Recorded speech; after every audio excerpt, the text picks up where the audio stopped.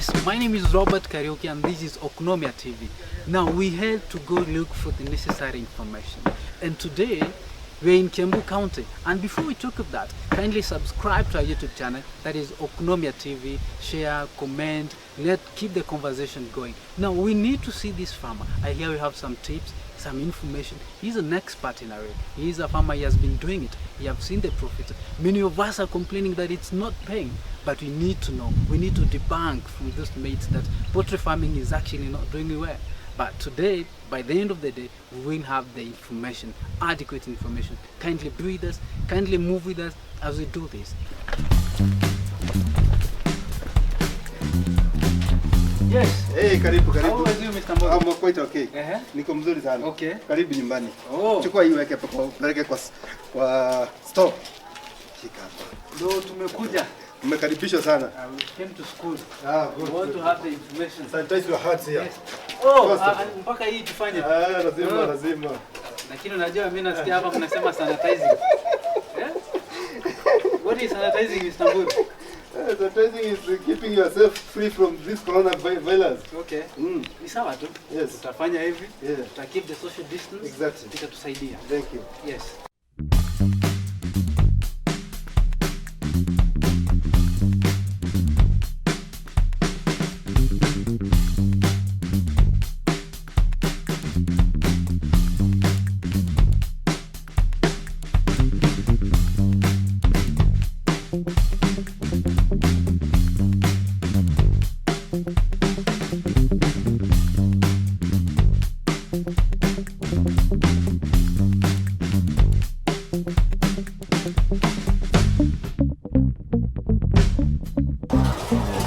Today we're having our friend here who is going to teach us and tell us more about the poultry farming. And it is a big issue to some people, and farming has really been an issue to many people that they're not making quite much. And we have some issues that we need to discuss. As we look for the solutions, we have the pesticide issues, we have the right bird, we have the marketing, we have the inflation, we have the import-export imbalance. You know, and having someone who is an expert in doing that at the moment, it would be a good opportunity for us to get the details and to get the golden teachings that we need. My name is Joseph Borodiga. I'm a poultry farmer based in Kahua location and Muguga sub-location. Poultry farming to me is a good business. I started the business back in 2016. I've been in the business for almost 5 years now, and I've come to like the business. I started with a very small figure of around 500, and now I've continued. I'm averaging almost 2,000. Okay. So I've come to like this kind of farming. Despite a few such challenges here and there, it's a good work that one can venture into. Yes.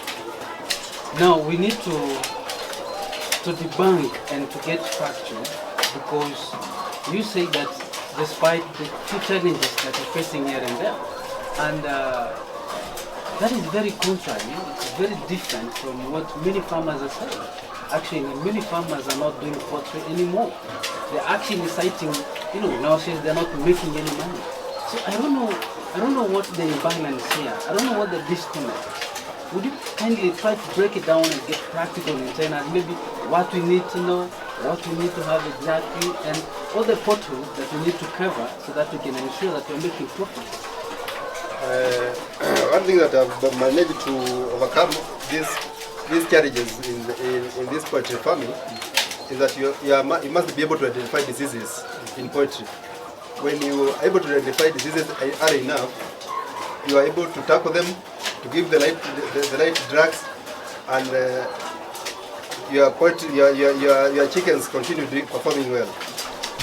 Normally, many farmers are challenged because they realize the diseases when they have already been attacked their flock. So normally some diseases can wipe the whole flock, and that's one of the main challenges that many farmers are facing. Yeah. And talking of one of the challenges, it's that, as you say, it is about identifying the problems and the diseases. Now, I think farmers do not have the adequate or else the right information, and that is why they sometimes find themselves in those situations. Do you think there is a gap when it comes to, the access of this information? Well, that gap is there because most farmers they don't have experts now to give them this information.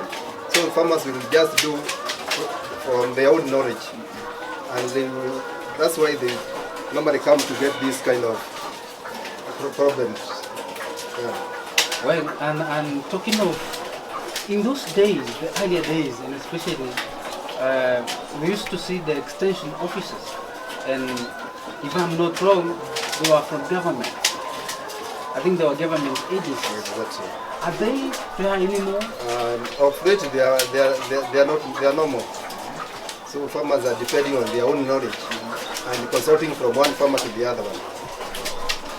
Might that be a problem? Because you see, when it is upon the farmers to go and source for this information, I'm so sure, or I want to think, it is at a certain cost.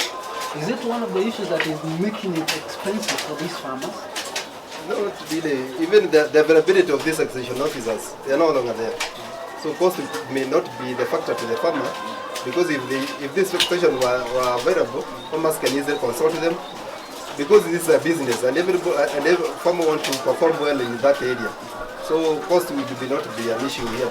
But if extension officers were around, I believe farmers can make use of them sufficiently. Oh. So what do you think should be done to avoid that? What I would ask the government is to train more extension officers, so that, like now in our area, there is a good number of poultry farmers, and they can be assisting them. They can be helping them to know the diseases that are available and the right drugs to use. Yes, please. Well, now that is upon the government to deal with that. Yes. Still on the same point, they also talk of having the wrong breeds, the wrong birds for that matter. So what do you think of that? Now, when it's come to breeds, we got various suppliers or producers of these chicks, and normally different farmers will prefer from different companies. Yeah. We've got Ken Chicks, we've got Mugopo, and Ken Bands and the others. So normally breed is not a great issue, because farmer has got they have that wide of choice. They are able to choose from different companies. Yes.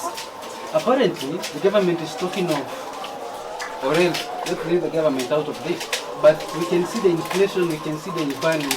Some months ago, I don't know if that has been sorted or it's still there. The farmers or the Kenyan farmers were complaining that the Kenyan market has been flooded with products from Uganda. Talk of milk, talk of eggs, and they were a little bit cheaper compared to the Kenyan product. What was the issue, if you probably know? Well, that issue was there, and normally it was challenging to we farmers, because if you go to the market expecting to sell your product at a good price, you could get that they are not even able to feed themselves. The chicks are not able to feed themselves, because those eggs from Uganda, they were cheaper than even those in Kenya. The thing that has also been affecting us, we as farmers, is the cost of feeds in Kenya. You find that most our feeds are very expensive, and therefore we are. If these eggs coming from outside the country, they become cheaper compared to our eggs. Yes. Well, now talking of the inflations, the farmers getting affected by, the products from the neighboring countries. Do you think that the government has done enough to stop that? Of late, I can say the government has done something, because even if you look at the market price of the eggs right now, it's not bad. Okay. So we are appreciating the effort that has been done, and we are hoping that it's going to continue. Okay. Yes, please. Okay, and when it comes to marketing, basically marketing, is it an issue to farmers? Do they have immediate market for their product, or do they have to struggle before they can make a cash? Normally, market, we are very close to the market. Yeah. And there are so many buyers. When you take your eggs to the market, you are able to dispose them at a good price. So market is not a great issue. Yes. Now, we need to discuss a little bit the difference between the caging and the normal farming. You know, where you just let your hands just spread all over, and I can see you have some cages. So what's the difference? Normally, there's a difference. When we are talking of the deep litter or the freelance, space is an issue. Compared to the cages, you can easily raise a good number of chicken in a very small area compared to the free area or the deep litter system. So that's one of the things. The other thing is also the feed consumption. When you compare the feed consumption with those of the cages and those of the deep litter, the deep litter system, they are able to consume more feed compared to the caging system. So you see that now there's an advantage of that in that area. Yeah.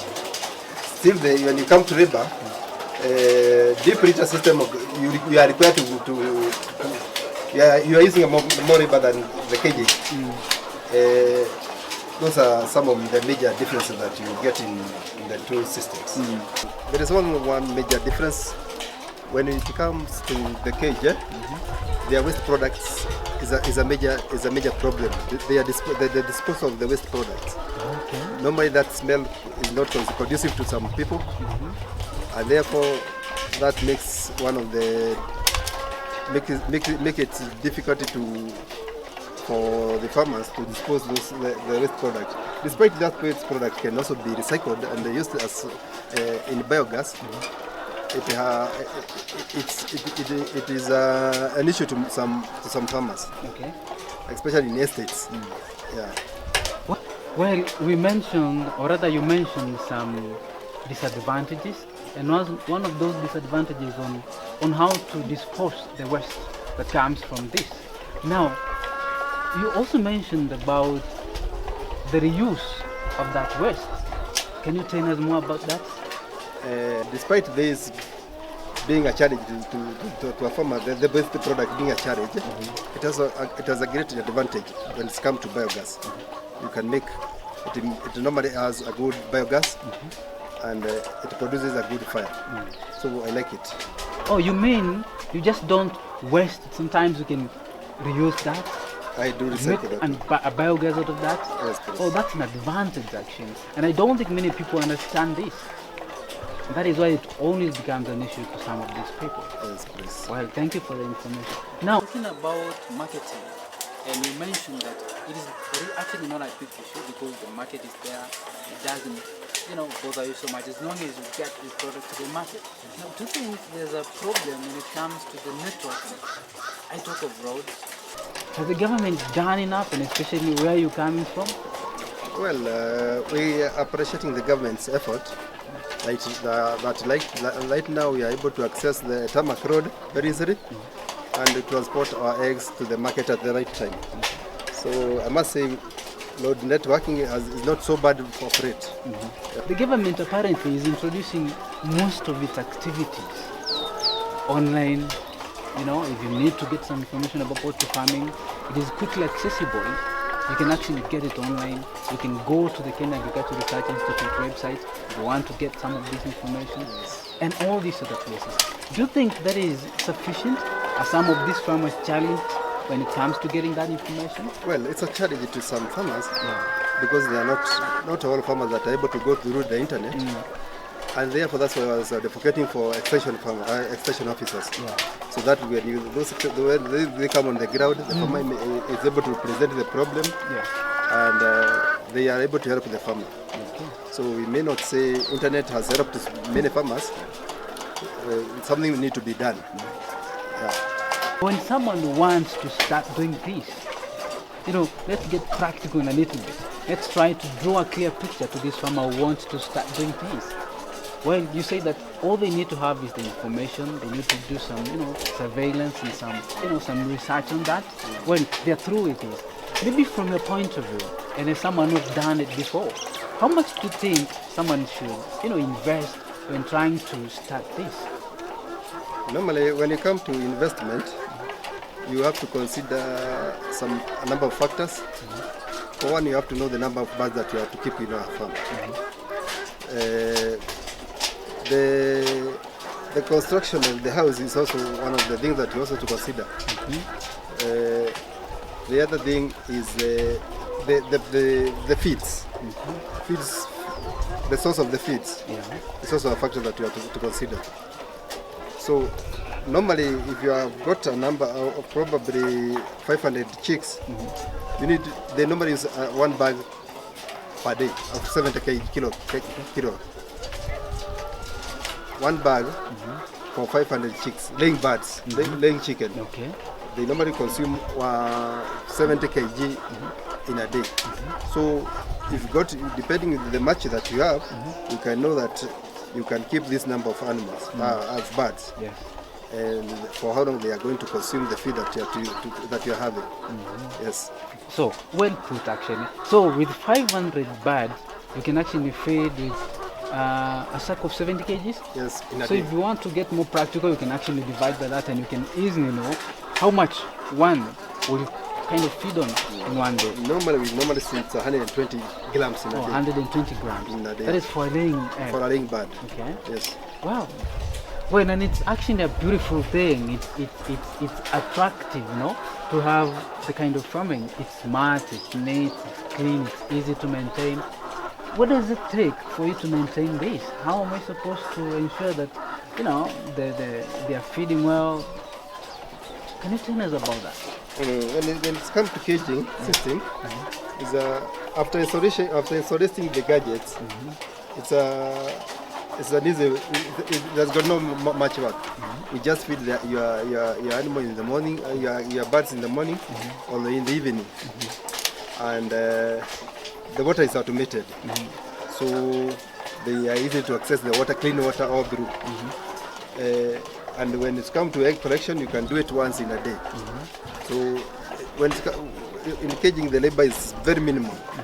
Yes. Do you have a certain system when it comes to water and where you feed? Do they have a space, a designated point that they're going to feed? Of course, they have got there's a trap for the feeds, and also the line for the water. Chickens require very clean water, and availability must be always there all the day long. That's why they have been put a pipe that they can access the water all the day long. And that makes them perform very well. Now this water regulator, when it's come here, this is the main pipe from the tank. When it's come here, it gets into these small tanks, small containers here, and then they are taken by this pipe now and they are supplied to the whole system.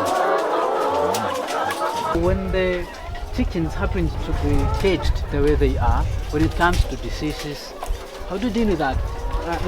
Having in mind that they are all put together, do you think it is an issue for them? Do they need that space? Well, when it comes to diseases, they are well managed. And much more, we have done away with some diseases like coccidiosis, where the birds are able to, when they come to deep litter, normally coccidiosis is also a problem. But with the caging system, there are no contaminations. So some of these diseases like coccidiosis, you are able to do away with them. Unless with the airborne diseases, other diseases they are able to control. Yes. And I saw that you have proper lighting in your house, or that is in the way you're doing this. Is it an issue? Well, lighting is also an issue. Normally, say birds require almost 13 hours of light. Okay. So that's why I've tried to put transparent kind of sheets, so that they can access light from the morning at 6 and up to the evening. Yes, poultry farming is a good business. If you get into it, you can really like it. It is paying. All along since I started, I've seen good things with it. I'm educating my children with it, And I've done something from the money that I've been getting from this kind of farming. So I'd advocate for this kind of farming to many who are willing to venture into it. Well, you had it from the horse's mouth. We keep saying no job, no revenue, no income, but I think we just had it from the horse's mouth. We can actually employ ourselves with this. All we need is to have sufficient information. And coming here, we didn't have that information. Now we are privileged. We're very lucky to have that information.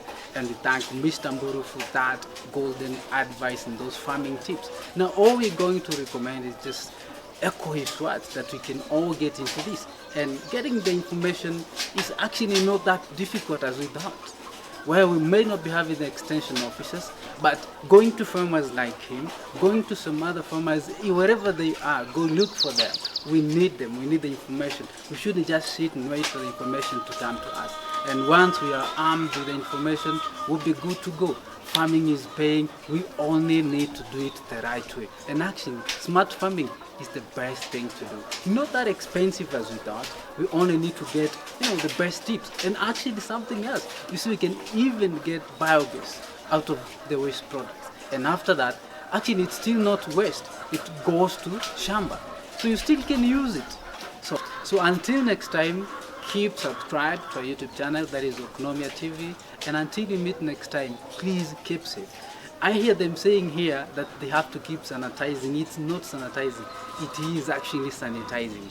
Until next time, my name is Robert Karaoke. Goodbye.